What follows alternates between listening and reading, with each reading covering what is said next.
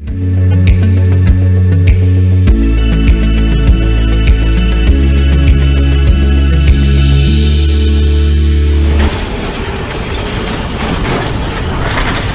mission TV, le miroir du monde. Dans FCC, le commissaire, IDPS, c'est combien? Il y a 4 IDPS. Au moment de IDPS. Chibala, IDPS. Kibasa, là, IDPS, 4. Au moment de FCC. À dater de ce jour, de la coordination, de la sphère décisionnelle, de toute influence possible du FCC, et relégués au sein de leurs partis politiques respectifs, avec interdiction formelle d'engager le FCC. Là, qui est le Maolé qui si Ndeko Flavien ezali Mawa na Sony Mawa na Sony Sony à FCC te ezali Sony à FCC te ezali Sony ya ba très bato Kabila amona ki atiela ko tiela mutema na moment oyo oyebi communication ezali nini. Premièrement, qu'on lave les députés ou les trésors qui sont. Ce n'est pas un problème. Les députés, nous avons compris. Ceux qui ont besoin de bango. Qu'on lave bango. Deuxièmement, qu'on bébi sa honneur ya FCC la Libanda. Bamonake, pour la première ligne, et ça y a copanzana. Ayez du nouveau à Kinshasa, le complexe hôtelier Tremplin Royal sous Kanamasolo. Vous qui désirez passer des nuits inoubliables, l'hôtel Tremplin Royal vous offre un service de haute qualité, de chambres modernes répondant aux standards internationaux, salons et salles de bain bien équipées. Votre sécurité est assurée, les portes électroniques et même un coffre-fort dans la chambre. Tremplin Royal dispose d'un restaurant VIP, des plats de différents goûts à un prix hors conquérant, de boissons de toutes marques accompagnées d'une musique douce. Ce n'est pas tout. Pour vos déplacements, Tremplin Royal met à votre disposition une voiture pour tous vos déplacements et un groupe électrogène industriel pour faire face à la coupure d'électricité. Pour vos cérémonies de mariage, de collations, spectacles et autres événements, Tremplin Royal met à votre disposition une salle de fête de 300 places avec un décor de couleurs selon votre choix. Nous sommes situés au numéro 23 de l'avenue Aérodrome dans la commune de Barumbu. Référence stade municipal de Barumbu. Pour tout contact, appelez-nous au 081 570 78 00 09 98 55 22 96. Et Salimana Nouté, le complexe hôtelier Tremplin Royal, le confort et les nôtres sous Kanama Solo. Chez Tremplin Mananouté, le complexe hôtelier Tremplin Royal, le confort et les nôtres sous Kanama Solo. Chez Tremplin Royal, confort et les nôtres sous Kanama Solo. Chez Tremplin Royal, Kanoka Kae. Mbote na bino bandeko na ngai bisika bozwami, mbote na ba congolais nyoso basepelaka na musala to salaka émission en population, émission na bino bandeko oyo bolingaka Congo. Bandeko bozwami na mikili ya bapaya, bozali belé na mikili ya poto ndenge tolobaka, surtout base antenne ya tokundola tozali na kati ya Amérique, tozali na kati ya Europe, tozali na kati ya Afrique, Océanie, partout. Vous allez kolanda biso ya solo bandeko balandi po ete bozali na posa ete ya solo boye kama solo ya mboka. Toko beta sete na ozali koleka na kati ya FCC. Toko comprendre les sous-soutés ba imboka. Mitune ezali ebele na bino bandeko. Ndeko Flavien lobela biso nanu. FCC panzani to likamune ezali okende. Ba musu ba bindeko Joseph Kabila sundoli bango akine na Katanga. Bandeko bazo tuna ndeko Flavien mituna to ba ki ete sengeli to benga ba oyo bazali na kati ya FCC. Bango moko ba pesa biso makanisi. Ba itra kabiliste bazali, ba kabiliste bazali, ba kabiliste progressiste. Donc tozo nganga donc et comme il mutu uta, jani mabunda kweya, tozo comprendre le soute, ba miso ba bete sengeli nemia kende, ba lobi susu lumanu akende, ba tangi mo liste bato ba kasiki ba obe minako, donc onyoso yo ba Shadar Emmanuel.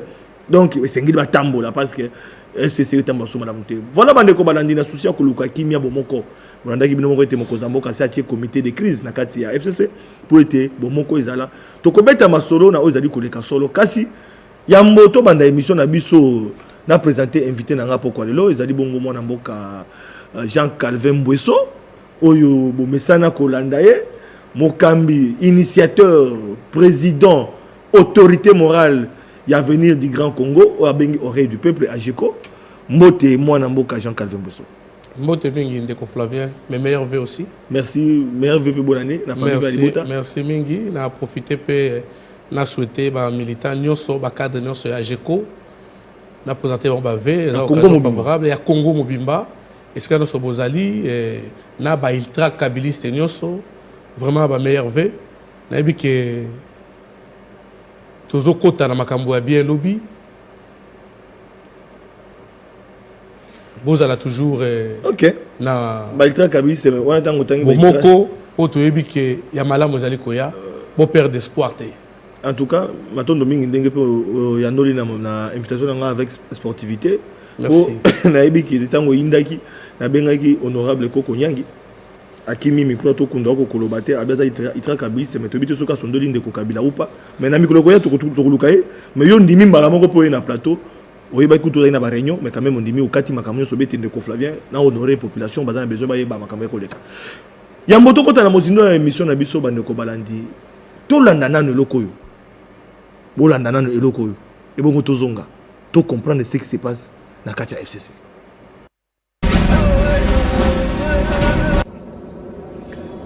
Deux années après, l'ANADEC constate avec amertume la démobilisation interne au sein du FCC, poussant ainsi certains camarades à la trahison, au débauchage et à l'hypocrisie politique.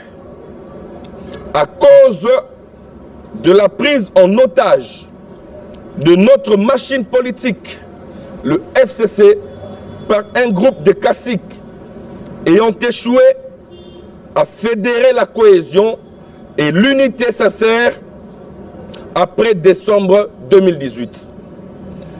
Ces mêmes caciques continuent à briller par leur incompétence notoire dans la conduite de la coordination du FCC, en naviguant à contre-courant pour conduire les bateaux FCC dans un vaste trou noir au profit de leurs intérêts égoïstes, lesquels intérêts caractérisés par le népotisme, le clientélisme, la concussion et l'absence d'un vrai dialogue entre regroupements politiques membres du FCC. Ceux-ci considèrent à tort le FCC comme la continuité du PPRD et ses partis mosaïques. Ne dit-on pas que on ne change pas l'équipe qui gagne, mais celle qui a échoué, qui continue à échouer et qui va encore échouer, doit impérativement être changée, et ce, en toute urgence, pour le bénéfice de notre famille politique. L'ANADEC annonce à l'opinion tant nationale qu'internationale que sont écartés à dater de ce jour de la coordination, de la sphère décisionnelle, de toute influence possible du FCC et relégués au sein de leurs partis politiques respectifs, avec interdiction formelle d'engager le FCC, puisque n'ayant plus qualité les personnes ci-après. Monsieur Némi Mwilanya Wilonja, Monsieur Obeminaku Njalanjoko, Monsieur Emmanuel Ramazani Chadari, Monsieur Évariste Boshab Mabouji Mabileng, Monsieur Adolphe Lumanu Moulenda Bonansef.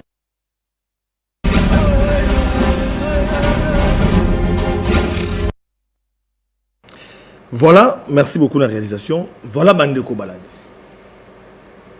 Ngaina koti la place wana. Après constat, FCC Kotambo Malamoute sont écartés à dater de ces jours. Et puis, à cause de l'engagement sur la FCCT, Némi Mouliani, Oben Minako, Emmanuel Chiadari, Nabosa Soba Moussou, Bazamo Ebele, Evariste Bouchab, Atangi Bango, Bakiko engagé sous FCCT. Voilà. Moi, Namboka, président, autorité morale, initiateur et AGECO, Avenir Grand Congo, parti aux Anakatia FCC, de l'Oboka Wanekoti, Maloube Panayo. Merci Ndeko Flavien. Na yeko répondre à l'invitation, na bien qu'on joue à pied levé. Bicho Tozali l'oreille du peuple. Tant on yoso toza ko ka peuple. Ceux qui besoin na posa nango to précisément na posa nango tozali wana pona ko communiquer au peuple azoloba. Na yo ki élément o lekisi Ndeko Flavien ezali mawa. Na soni. Mawa na soni. Soni à FCC? Te ezali soni ya FCCT. Ezali soni ya ba très bato Kabila amonaki atiela akoki kotiela motema na moment oyo oyebi famille politique na bino zo passer ba turbulence politique même la kati avion surtout comme il a ba turbulence tant to voyageaka au sentir que ko bakana attitude moko basengaka bato bazala nango pona ko surcharger pilote te pourquoi à likolo au voyageaka mingi ceux qui besoin de la turbulence dans l'écolo au senti moto sans attitude moto moto ça mélange mêlé moto ça la bani a position moko donc il faut pas que ba opesa moto ti ko tele ba ti ko tambola ça pour pilote à se concentrer à bateau les capitales moko boy ezali moment oyo FCC doit traverser FCC et doit traverser sur le plan politique est dans le la match à football vous devez reconnaître FCC a des problèmes tu la turbulence politique c'est normal. Voilà. Tant que la politique est dynamique, et ça va turbulence. Ça fait partie de la dynamisme. Changer, ça fait partie de la dynamisme de la politique. Union sacrée et mon peuple alors, comment on a bateau yoba koka kiko sunga l'autorité morale, il y a famille Nabiso Joseph Kabila Kabange, père et alternance, modèle de la démocratie. Mais bango wana les sous on se fait recruter et pas impérialiste. Pour détruire davantage FCC. Déclaration Oyo et Salamine. Rien ne marche. Déclaration Oyo et Salamine de Koflavien. Soko Tali. Okomona, avocat bazawa. Les juristes formés. Est-ce que va éviter que bazan a défaut de qualité, il y a qu'à exclure Moutoua à la partie de la bibliothèque. Bien. Est-ce que va éviter que bateau bataille bazali ba autorité FCC? Ceux qui ont des démarches, ils ont engagé FCC. Ils vont privatiser pourquoi? Tous les cas, règlement des comptes. Ceux qui ont des démarches, ils ont engagé à partir de la politique FCC. Mais ils vont partir parce que le problème, on les a de côté. Mais ils vont privatiser pourquoi? Donc, jamais la FCC, parti de la déclaration, il y a Kobengana Bakambi à parti. Mais ça, Bakambi à regroupement FCC. Et ça, crime politique. Et ça crime politique. Et puis, quand bateau le monde est intouchable, Némi, Baobé Minako, au moins, que nous bango comme baza nationaliste. Qui a solo bazala prouver que bateau bango sengeli Kabila bengana bango. Ce qui a solo bazala Kabila, ba sengeli ko senga pardon, ba présenter des esquisses pour la atteinte il y a l'honneur. Il y a ba haute personnalité à au bout ko taka comme na bango. Ozomona. Lelo oyo na kati ya FCC et ça c'est le comité à crise au bâti famille mon côté politique ça n'a pas problème ceux qui montent comme un prophète à malheur pour la famille là que bateau ba échouer kilobi ba échouer lelo ba ko échouer les sous donc yo zo mona déjà échec oui parce que boye bi mission au ba pesibino oui bi mission les années impérialiste va continuer même mode opératoire à bango c'est-à-dire au comment on va combo ya bateau batangi hier bazala qui victime il y a des sanctions arbitraires. Sanction illégale arbitraire. Au sanction professeur Bochab, c'est mon professeur Bochab. Avant dit Adolphe. Au Vandi va sanctionner les États-Unis. Mais aux alliés américains, tant que vous avez les États-Unis, à 5 peut viser va sanctionner.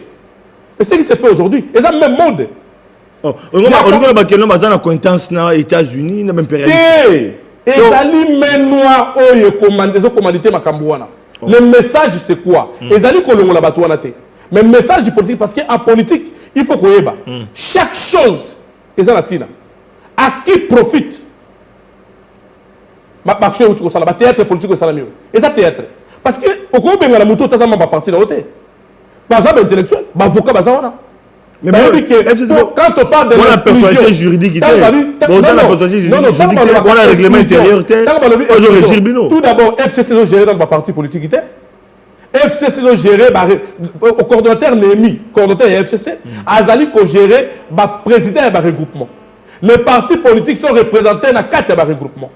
Ce qui formation politique, est incapable. Il y a quoi ça président regroupement. À combien plus forte raison? Numéro 1 FCC. Le comité à crise, c'est qui va monter. Mais on a le Joseph Kabila. Il faut comprendre le message qu'on a eu parce que le message des années. Ce qu'on a dit, c'est l'IDPS. Dans FCC, le commissaire IDPS, c'est combien? Il y a 4 IDPS. Pour le IDPS. Chibala, IDPS. Kibasa, là, IDPS, 4. Au comment on appelle Kaboli FCC 4. Même impérialiste, vous comprenez? Alors, Moutou a derrière, voilà, après si une mission. Mission dans les années. Kobe bisa honneur, il y a FCC. FCC parce que progressiste, c'est ça, banani progressiste. Pour nous, FCC progressiste. Il y en a 4, Kaboli 4 groupes. Mais on a l'obité. Moutou va passer une mission là, il va imposer un peu la combote. Moutou a tchaka zemi, il a pas ça la combote. Tata et moi, on a pas ça la combote. Tata moi. Mais tata moi na bateau va pesi ba bazo manipuler ba bateau banane. Olobi? Bateau banane. Mais na lobi yo ta obi il est personnel. Obi a dit ni FCC. La bi progressiste. Na ki de FCC progressiste. Nan leader nango. Ngani atu na mituna. Te ngana ebite. Na zo bisa yo ke nango moni ba kaboli FCC wana. Communication ezali nini? Premièrement, qu'on lave ba député o ba trésor qui bisolobi. C'est pas un problème. Ba député nous avons compris. Ceux qui ba ozo ngezanda kula bango. Qu'on lave bango. Deuxièmement, qu'on bébissa honneur ya FCC na libanda. Bamona ke kuna ba problème eli eza ya kopanzana. Pour permettre bango bazo place na bango na union sacrée. Oh, na okoyi kozwa na politique il faut alona. Ce qui ba loni te ba kobuka te. Donc la coupe va monter. On a union sacrée ba yamba. Mais ça coupe monter mon cher ami. Ce que ça likambo. Est-ce que vraiment excusez-moi avec beaucoup de respect pour moni président président autorité morale AG Matembo. Gardez na tanga kombo. Autorité morale AG Matembo. Oyo yo le cas c'est ton papa en politique aux Awana comme président il y a Anadek. Olongo Anadek. Le lo sali parti politique na yo. Ma remplacer na Souzi Badjoko. Na banzi pe ko pesa Souzi Badjoko mbote quand même en tant que président ta parti a remplacé yo. Le lo yo ba kei au moni d'évolution na ko loba bolingo mboka bazana na nationalisme bazana ngo babite eto na monde to na parti ba to ba ko kamba biso ma mutena regroupement et sengeli ba kende à dater d'aujourd'hui ba engager sous ce regroupement te au monte quand même ils allaient acte bravo na lobby combat ya ba tebele moto boka zo kangote bitumba ba tebele avant ça la ngo fe ba to suba yate. Ah non, on dit pas pour des bitumba famille. Voilà bien que ça va tout. Ba benga ka batuno so so bo c'est tout ça là. So ki batu mususu ba yete. Yo moko zu charge bo le ko la ba yete tikanga na bunde la boka. C'est comme ça. OK. Mais on moni on zo mona ke donc ezali mission ba confier bango pour na ko panza FCC na 4 parties. Ah bon? Et moto na motazu peut parti na ye. Ba pesi pe na combo ya oyo ko saela. Pour permettre bango bazanga place te sika bazo kende lobby. Et puis de Flavien. En tout cas, Fatima, l'air est sonné. Oyo, bakabiliste bakokende, baitra kabiliste bazotikala. Il faut tous la uni. Oh, baitra kabiliste ne baotikala. Baitra baotikala.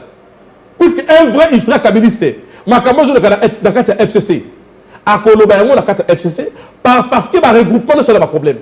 Ba plateforme ne sera pas problème. Même ceux qui vont négocier avec cash ils ont des problèmes.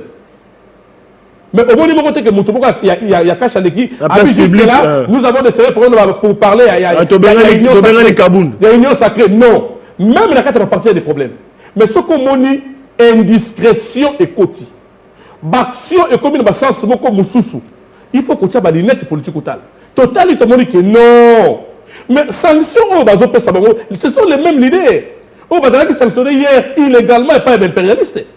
Obeninako, sanctionné. Ce sont les mêmes impérialistes. Même monde opératoire. D'accord, Flavien. Oui, papa. Impérialiste, c'est qu'on recrute même moi dans la Katanda. Donc, on va recruter papa dans la Okamote. Donc, impérialiste, on va recruter même moi dans la Katanda. Moi dans la yo. Impérialiste. Papa, on a Nazali ultra-kabiliste. Talanga ilolo. Ata balobi ondenge balobaka bazwa kabila batinda na CPI biso to ngana zali pa bato baloketa la kabila na CPI moko bolinga botinda ye akokufa ta kozonga na bomoyi yango na profiter pe sambote na mama na ngamba bazayiba Jean-Pierre Bemba na CPI maman on a boya ba poste aw fier de vous donc fier de vous maman na ngai bazayiba sœur na ngai fier de vous yo politique ngai Jean Calvin nengo mona fandi awa biso ba ultra kabiliste na bakulutu na le recteur ko connaître nous pesa mbota passant toza bato to tikali ke côté nyo so bakotinda kabila biso to kokende union sacrée be bokende ozomona parce que union sacrée bokende omoni elo komo ko ndeko fleuve faut comprendre union sacrée koko yengi bokende te bino ba il faut comprendre elo ko ngana ko sozali likido ko tu noka na micro yeba yango politicien mo côté akosa likambo ebitina te Yozo mona likamone sabi le quoi buzoba et pas le quoi théâtre. Mouto bobengé na bureau, azar na bureau de chaque jour. Cordon les na bureau. Est-ce qu'on engagé FCC? Azar ko engagé FCC. Tilelo. Azar ko engagé FCC. Pour dire que c'est du théâtre politique. Mais pourquoi pas le marquer la politique prime sur les droits? Parce que tant que vous avez décision politique, il faut les choses que on a droit. Autant lobby, na droit et le simba oui. Tant que vous bakisa politique nicolo, économique kilo. Alors décision mon candidat. Il y a mon candidat FCC. Joseph Kabila. Ceux qui va lobby que le col a tellement qui Némi, mais Némi avec quelqu'un bureau, va reporter Némi plainte. Bah la qualité. C'est pour dire que bah salir en kaka pour salir image ya. Mais la mise au point là bango, la mise au point quand même expliquer que non, bah qu'on réitérer soutien à bango l'autorité morale Joseph Kabila. La lobby boyé. Donc bah zali bah nationaliste. Kozala nationaliste, kozala ultra kabiliste, qu'on continue à soutenir vision à Kabila. Ça se décrète pas. Ça c'est depuis l'état où vous croire dans le discours hypocrite pendant que réalité c'est le comme sous. C'est le discours hypocrite, mais tout le monde a droit de faire ce discours. Tout le monde a droit à faire ce discours. Moto question songi. Oui. Après Kolongano anadek lelo. Hein? Il passe à Nayo lelo na Koloba. La parenthèse est privée. Souci Badjogo Azokamba. Ozomon a une gestion en présidence Yanadek Simanayo. Il y a une question de curiosité. C'est la honte. C'est la honte parce que même ce Yomoni, au bon Yomo Salami. Attends, on a maté. La lobby d'un discours. C'est ce qui est le mal ici. On attend que perdre le débat dans la tête parce qu'aujourd'hui, nous avons la preuve de la gestion à GECO. Voilà. Avenir du Grand Congo. Oui. Nous avons la preuve de la gestion à GECO. Ceux qui vont déraper les Zali, ils vont rater les Zali. Voilà, ceux qui vont rater les Zali. Tant qu'il n'y a pas autorité morale, Joseph Kabila. Il n'y a pas de président parti politique. Mais pourquoi pas? Mais pourquoi pas? Beaucoup de gens. Tous les Satan, individualisé. Voilà, bon, individualisé. Makambo, comme criminel politique. Est-ce que vous avez dit que bateau va comme vous cité, haute autorité, ça va porter plainte pour Kangabango. Va rentrer dans la justice. Pour atteinte à l'honneur, oui. Atteinte à l'honneur. Vous croyez que sur ça politique, vous avez un master. Parmi tous ces gens-là, il y a la poire. Non, la politique n'est pas impolie. La politique est polie. Mon conseiller autorité morale, il y a Bino FCC, Joseph Kabila, a Bino comité de crise, eux gérer tout ça. Alors, est-ce que au moment que ils allaient vraiment mesurer malam Joseph Kabila soit qui au Sénégal qui a quelqu'un sanction à Bengana Kaka parce qu'il faut reconnaître que non crise mo ezali bozotambola bien te mamobeta mamante comme bango basengi a Bengana Kaka banemi nyoso wana na bango nyoso. Au lieu de comité de crise. Est-ce que Joseph Kabila zune c'est là malam. Message il faut te moto parce que c'est Joseph Kabila Kabangi héros vivant. À l'Oba, il y a 15 personnes dans ces banalités, Azan a raison.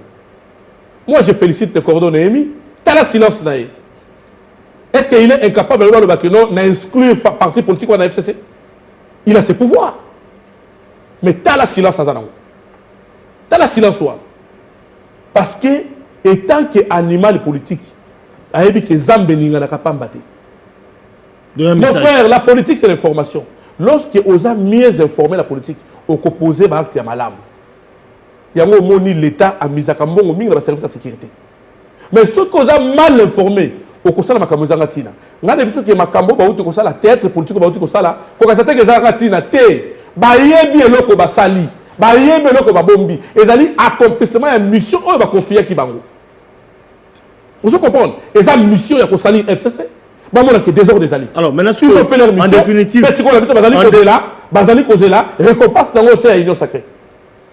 En définitive ba congolais dans l'ensemble on va observer bon sauter les kana FCC ma déclaration à gauche ba va répondre à droite mon konzi FCC a créé les loyo lingomba sika pona ko tala makambo wana pona oyo ezako gérer crise pour être lobby to bandeni FCC ko lekana moi mpepe oyo message ya suko ko pesa na ba congolais message ya suka na ko pesa bandeko so wala na biso na mboka na so bozali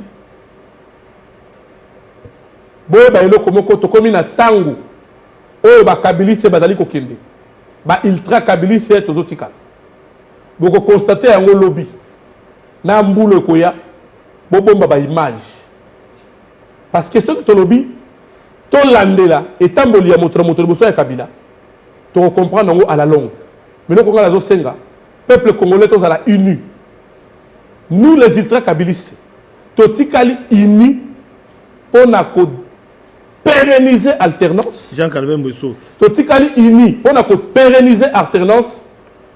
Là qui kabylisme. Le barabo émission pour défendre.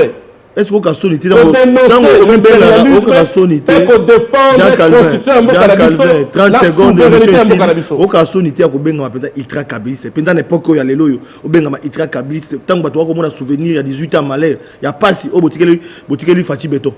Ndeko Flavien. Et ça les alliés sont nipona bateau bazali ba ingra na politique. Ce qui le oyo toujours le la alternance et ça la président mon côté a pesa yango na mboka oyo par Kabila. C'est vrai il n'est pas sain mais il a fait l'essentiel. Même président la biso Fati azala olelo o azali ko sala a ko sala l'essentiel. Si manaye muto akoya a ko continuer musus au nom et continuité de l'état. Mais ce qui le besoin continuer ko diaboliser Kabila. Boye ba kezali politique a ko décourager le président en exercice à respecter alternance. Mais ceux qui vont encourager Kabila, les alliés politiques qui ont encouragé le président en exercice à envier. Un jour, on a félicité le président chef de l'État, à le discours, à l'objet, Nazali Kosa la Nyoso, pour moto article qui a pouvoir, moto na to kabona qui to sala qui na remise et reprise, à vivre mieux. C'est-à-dire, le chef de l'État, il a la responsabilité. Responsabilité. Il y a combattre là, ndekonaye o azaki le bonga. Alors, moto on peut qu'on remplacer le président Fati. Il faut abattre la paix Fati. Abattre la paix Fati. C'est ça la politique qui a continué alternance. Alors, bino impérialiste, c'est le nom de bino Kabila loko la diable. Il faut qu'on combatte la coalition.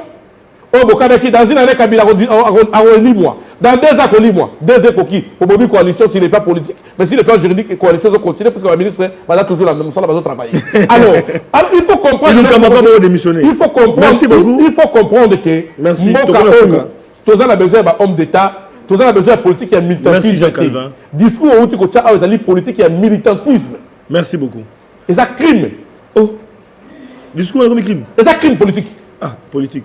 Voilà, Bandeko Balandi, to comme la souka, to le qui était Bokabo na kati FCC, Batie Lingomba sika oyo ko gérer crise, c'est ngato benga moko ya na parti politique, ils na kati FCC. To boko benga ba militant oyo ya ba non, ba o baza ko kamba ba parti na kati FCC. Bazo courage à mosenga pardon, ba excuse, na ba autorité oyo ba manquer respect. Bazo courage si réellement sont de véritables patriotes. Bazo courage dans les 72 heures, il y a représenté ba excuse. Merci beaucoup. Voilà, Bandeko Balandi to comme la souka émission na biso. Tokuta lobby pourquoi pas aussi na bandeko pe batangi bango na ebité to pe ba ultra kabiliste parce que koko nyangi ti do la kima micro alaka kia koloba ma koko loba ka te na kompate koko nyanga komi likokuma voilà bandeko Balandi tokuta lobby na masolo si kana invité mususu poko lema na bota mo ultra kabiliste.